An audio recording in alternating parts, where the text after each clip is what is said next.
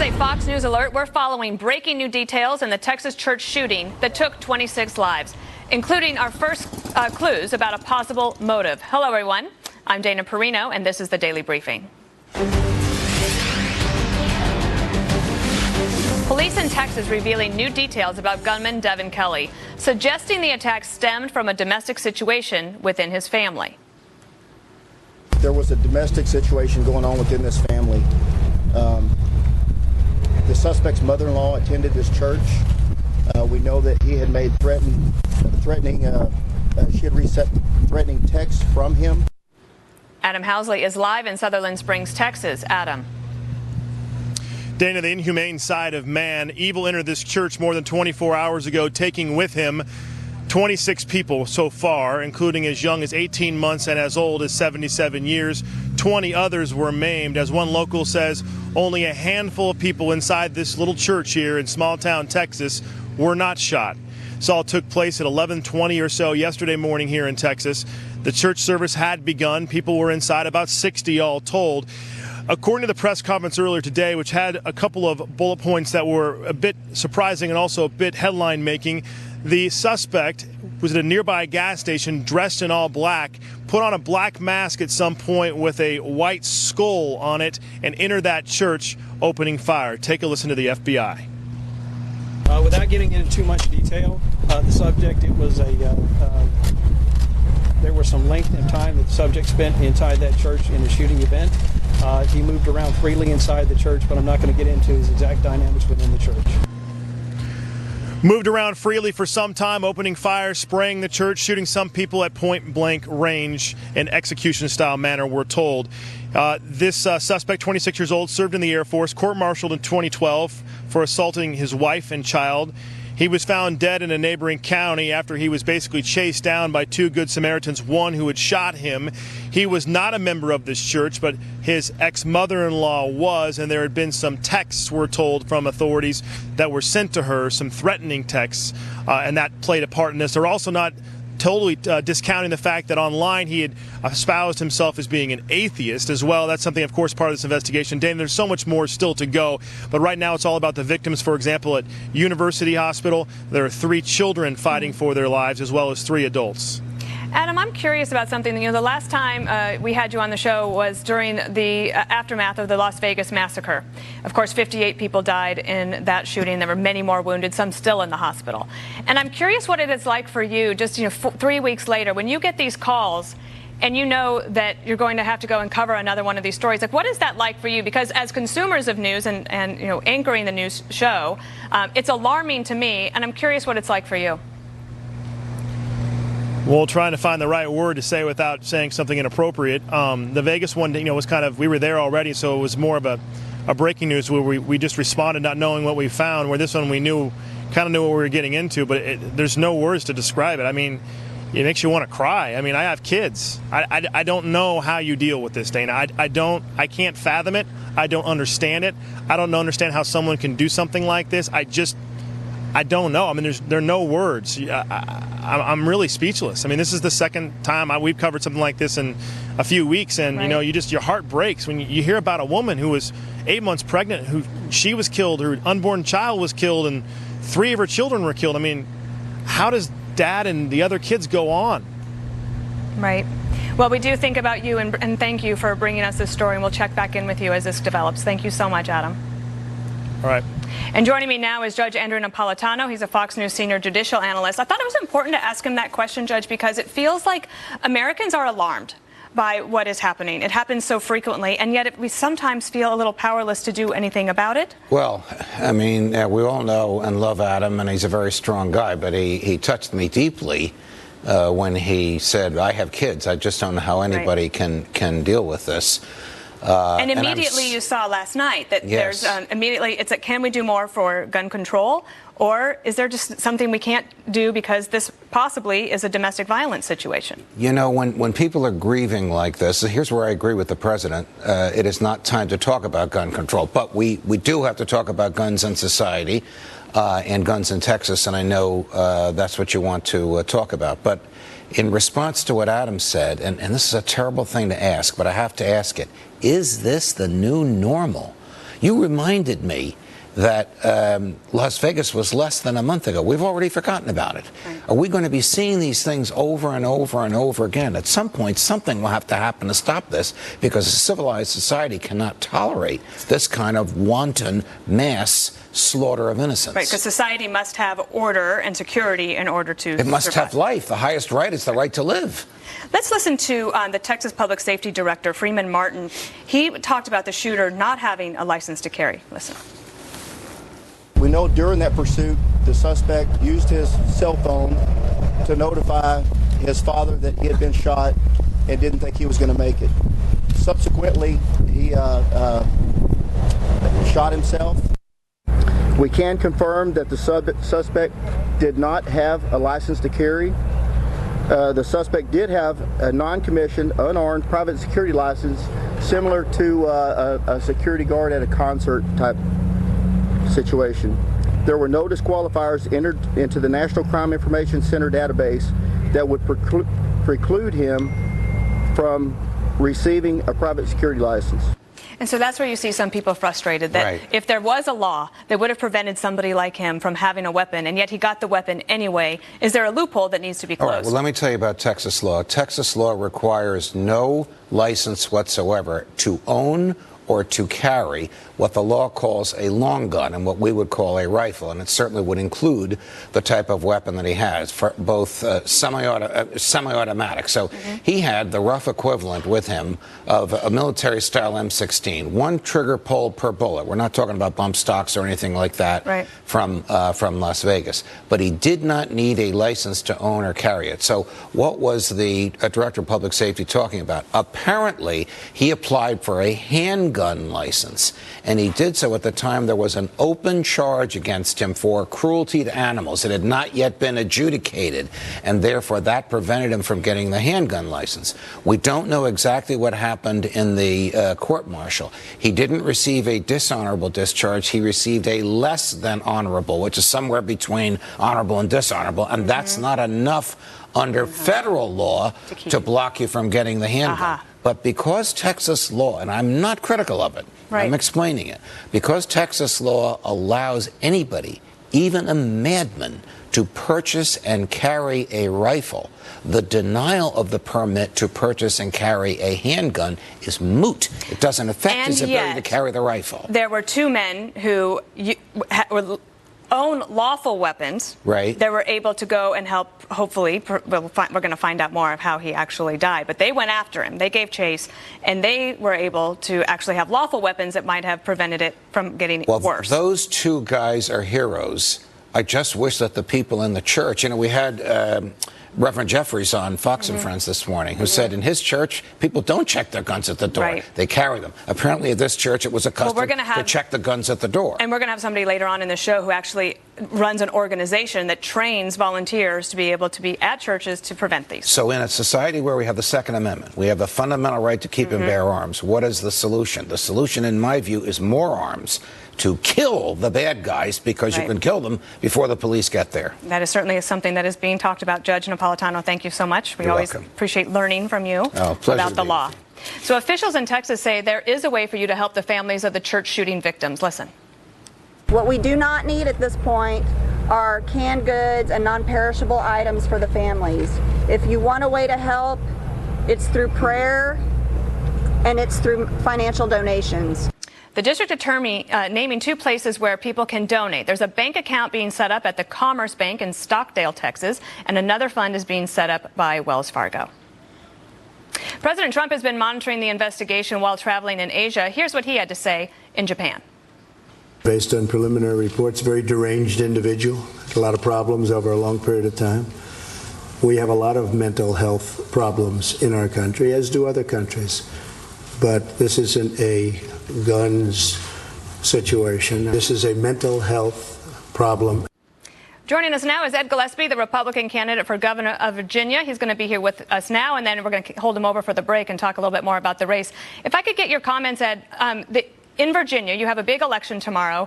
The gun control, gun rights has been a topic in the campaign, and the NRA gives you an A rating and your opponent, Ralph Northam, an F rating. As you've gone around campaigning all throughout the state, what do you hear from people about gun control? Well, first of all, Dana, let me say that my fellow Virginians are upset, distraught by what we've seen, the news reports coming out of Texas. We are praying for the victims and their families. And it's stomach-turning and it's heartbreaking. Obviously, in all elections, you know, the Second Amendment is an issue. I am a defender of our Second Amendment rights. I do have the support of the NRA. My opponent is endorsed by Michael Bloomberg and his gun control group. And, you know, we do have a different perspective on that issue. And, you know, voters will take that into account tomorrow here. In all of the policy plans that I know you put together to run, was mental health a part of that? Yes, I have a plan for addiction recovery and mental health, and we need to make sure that people who are dealing with mental health challenges in the Commonwealth are getting the care that they need. And it's one of the 21 specific detailed policy proposals I have put forward. I included it as part of my addiction and recovery policy proposal as well, because there is a lot of co-occurrence and overlap clearly between addiction and mental health issues and challenges. And like any other state in the country, we are dealing with an epidemic of opioid and heroin overdose here in Virginia, and we are dealing with you know, strains on our mental health system in the Commonwealth as well, and my plan would help ease those strains. All right, Ed, stick around because that's down to the wire in Virginia, and we have a brand new Fox News poll showing a very close race. Plus, the people you see here in this photo are trained to keep their churches safe. A man whose mission is securing America's houses of worship joins me to react to the Texas massacre. Coming up.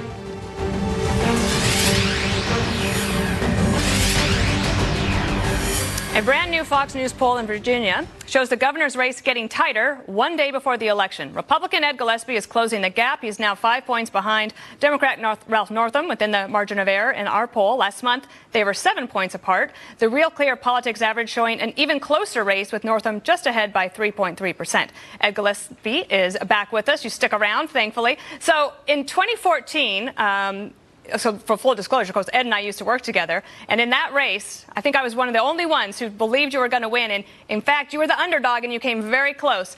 But the Democrats didn't even hear your footsteps. So now I'm in a different position. I'm here at the anchor desk, and I have to ask you, how do you feel about being this close of an underdog? And are you concerned that now they're actually paying attention that you are closing in on Ralph Northam? Oh, they've known they're in a close race for some time now, Dana. They've been throwing the kitchen sink at us, unveiling, you know, awful, vile ads. I'm sure you saw the one that the lieutenant governor stands by still to this day. But that shows the desperation. They know that the momentum is clearly on our side. I can tell you, I've been on the stump all day, and we're meeting with supporters and volunteers and door knockers and phoners. And people are so excited about this race, and they know, you know, that first of all, the polls, I think, are much closer than what that showed, but there's no doubt about the direction of the polls, and we have been gaining fast in the course of the past 2 weeks. My opponent's been flip-flopping on very important issues here, like sanctuary cities, which has been an issue in this campaign. And I am talking about a clear message of getting Virginia growing again, to create jobs and raise take-home pay, help people lift themselves out of poverty, and that message is resonating, and we need the change here in Virginia. Our economic growth rate is 0.6%. We're 39th out of 50 states in economic growth, Virginia, and I truly believe we should be #1 in the country, and we can be with the right policies, and I've put forward those policies, and people are responding to that. So when you mentioned the attack ads against you, certainly we've talked about it here on Fox News and elsewhere, and it got a lot of attention. Let's just take a look at what you had been saying when it comes to sanctuary cities and MS-13 and their response. Who will keep your family safe? Ralph Northam cast the deciding vote in favor of sanctuary cities that let illegal immigrants who commit crimes back on the street. Ralph Northam, risky policies. Linking me to MS-13 is despicable. As a pediatric neurologist, I've treated the victims of gun violence. As an Army doctor, I treated victims of terrorism too. And in Richmond, I voted to give gang members tougher prison sentences. I sponsored this ad because for Ed Gillespie to blame me for MS-13 is nothing more than a page from Donald Trump's book. And then yesterday on the Sunday shows, I was surprised to see Governor McAuliffe say this. But Ed, you know, he's run the most hateful, divisive, bigoted campaign I've ever seen in Virginia history. Ed's whole campaign, he's taken this campaign in the gutter. It's the most racist campaign we've ever seen in Virginia history. That's not who we are as Virginians. I mean, Ed, in Virginia history, if you think of somebody like Harry Byrd, who ran on a platform of segregation. It certainly begs the question whether he actually understands Virginia history. And I wonder how you feel about all of these attacks against you, and what were you trying to say in those messages about Ralph Northam's policies on immigration? Well, let me be clear about one thing, Dana. I know and believe in my heart we are all created in the image and likeness of God and all created equal. And I am fighting actually for the Virginians who live in communities who are most directly affected by violence by MS-13 gang members, and they are the immigrant communities themselves. And so this is a policy debate. My opponent cast a tie-breaking vote against banning sanctuary cities in the Commonwealth of Virginia. I believe that if someone is here illegally and they commit a violent crime, our law enforcement authorities at the local level need to cooperate with federal authorities and comply with federal immigration law, and those people should be deported. And my friends in particular Latino community, as one faith leader in Northern Virginia said to me, Hispanic faith leader, he said, you know, the young women, girls really, who are pressed into human trafficking by MS-13, they don't tend to live in your neighborhood or Ralph Northam's. Mm-hmm. They are in my communities, and they appreciate my stand. MS-13 is a surging threat in the Commonwealth of Virginia, and in Northern Virginia in particular. We've had 8 MS-13 related murders that have been publicly reported since November. And the fact is, we need to crack down on them. I put forward a plan to combat gang violence, including MS-13, including more funding for the Northern Virginia Regional Gang Task Force, for more witness protection for people to be able to come forward and identify gang members in their communities. And yes, to ban sanctuary cities so that if someone is here and illegally in MS-13 they commit a crime, they should be deported. That is a policy difference, and it is the liberals who are conflating MS-13 gang members with the immigrant community that are actually more likely to be their victims, while I'm the one standing up to make their communities safer and all of our communities safer. So just a last question, a broader political question, because you used to run the RNC. You look across the country. You know what it's like to look nationally across the country as a Republican. You've been focused on the Commonwealth of Virginia, but a lot of people are looking at this race and wondering, can a lifelong Republican like Ed Gillespie figure out a way to run a successful campaign in the age of President Trump when everyone tries to tie you to the president and yet you've not even campaigned with him? Well, the people of Virginia want to talk about jobs and opportunity and schools and traffic congestion and making our communities safer. And I'm responding to what the voters of Virginia want to hear about. And I've put forward 21 specific detailed policy proposals to make life better for all Virginians. And I will be a governor for all Virginians. And so we're a state that's directly affected very much so by federal spending and federal programs. 20 cents of every dollar in our GDP is a direct federal dollar. I'll work with President Trump and Vice President Pence and the cabinet to make sure we're building more ships and submarines in Newport News and keeping Norfolk the largest naval base in the world and dredging the channel in the port of Virginia to be able to take these Panamax container ships in, to get more of our transportation dollars that we send to Washington spent in Virginia as we see fit. And, you know, that in terms of working with the president and the vice president, any governor of Virginia has to be able to work with the President of the United States. That's always been our history, given our proximity. I'll be able to. As somebody who sometimes drives I-95 through Virginia, I too want to talk about traffic problems in Virginia. All right, Ed Gillespie, thank you so much. We'll be right back. The Texas massacre now part of a growing list of churches hit with gun violence. In September, near Nashville, a man opened fire on worshipers, killing 1 woman and injuring 7 others. In June of 2015, 9 people died when Dylan Roof gunned down African-American church members at a Bible study in Charleston, South Carolina. And in 2008, 2 people died in Knoxville, Tennessee, when a gunman attacked a church service. And the Texas shooting prompting new calls for armed volunteers in churches. Texas passed a law in June waiving state requirements on training, licensing, and background checks for volunteer security services. Let's bring in Chuck Chadwick. He's president of the National Organization of Church Security and Safety Management. I'm glad that you could be here today, sir. Why did you decide to start this organization? Well, about 15 years ago, I was the director of security for a large mega church in the Dallas-Fort Worth area. And a lot of churches came to us and or came to me, and so you've developed a great model. How can we emulate this? So in 2005, I left full-time church ministry and started the Gatekeepers ministry, here in the Dallas-Fort Worth area. And since then, we've grown our gatekeeper program to where we take volunteers from churches. We train them in a state security program, which is what you would have if you wanted to do security at a professional level. Then we take those volunteers and we license them under the Private Security Act and then deploy them back into the churches. This more or less pushes the liability out from the churches and onto our private security armed guard insurance, and also protects the officers. We've come up with a. I'm just curious if there is, I'm sure that there are pastors that would prefer never to have to actually deal with violence in their churches, but is it just a reality today, and is it irresponsible not to do something like this? I've been asked what was the first thing I thought when I heard this yesterday. What I thought was, I sure wish they had had a gatekeeper there. I sure wish they had had somebody who was trained and able to at least mitigate the threat as much as possible. It's like everyone says, it's merely impossible to prevent these things, but at least you can have somebody there, which is what we call an initial responder. We know who the first responders are, the police and the emergency medical services, but too often it's too late when they get there. Most of these things are over in just a matter of 2 or 3 minutes. So we want to put somebody there. Do you have examples of where people you've trained have prevented violence at a church? I can't say that they have engaged in any deadly force incidences.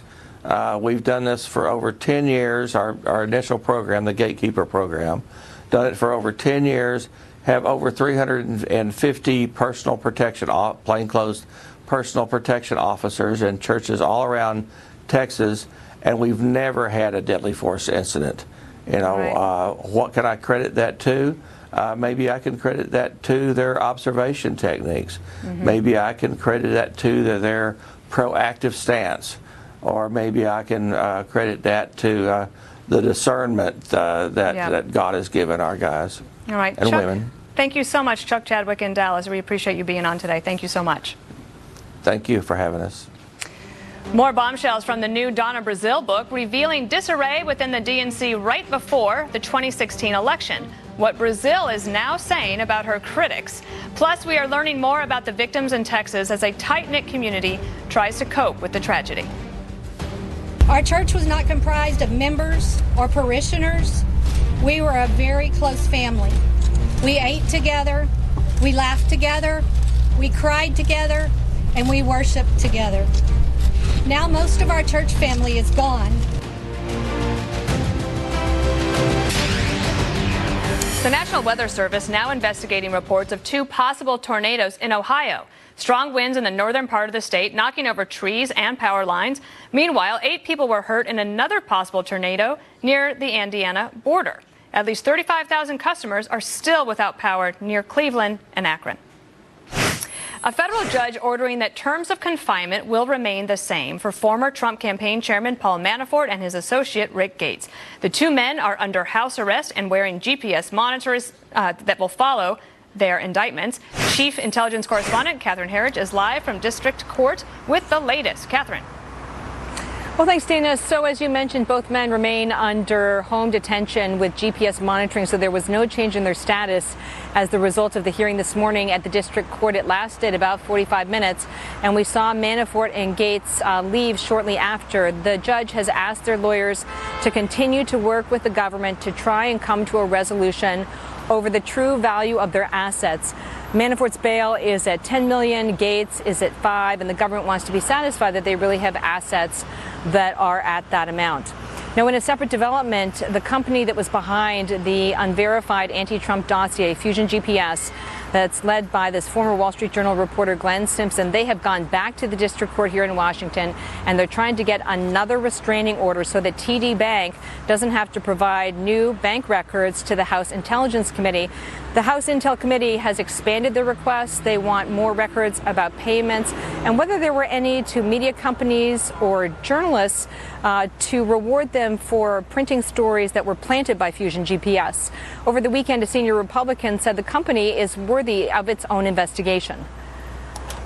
I think we need a special counsel to investigate the Fusion GPS episode between the Democratic Party, Mr. Steele, and Russian operatives. And everything about Fusion GPS stinks. The idea that the Democratic Party would hire through a law firm a foreign intelligence officer, go to Russia and try to gather dirt means that they've set themselves up to be manipulated by the Russians. For its part, Fusion GPS has resisted providing the banking records because they say in some cases they have attorney-client privilege, and they say revealing their clients would really basically blow up their entire business model. In terms of some housekeeping, we had some information from the judge at the end of last week that she was looking at a May trial date. That seems, though, to be a moving target, and we don't have a fixed date at this time, Dana. All right, Catherine Herridge, thank you so much. The massacre at a Texas church leaving a small community stunned. How one pastor is urging people to deal with their grief. While a small Texas community copes with an unspeakable tragedy, a pastor from another church is offering words of comfort and inspiration at the end of a police news conference earlier today. Take a listen. We're resilient, we're strong, and we're going to continue to worship God no matter what happens, no matter what attacks come. That's certainly some words that we can all live by. We'll continue to cover that story all week long. Thanks for joining us today. Big election tomorrow in Virginia, so we'll have more on that. I'm Dana Perino, and here, as always, Shepard Smith.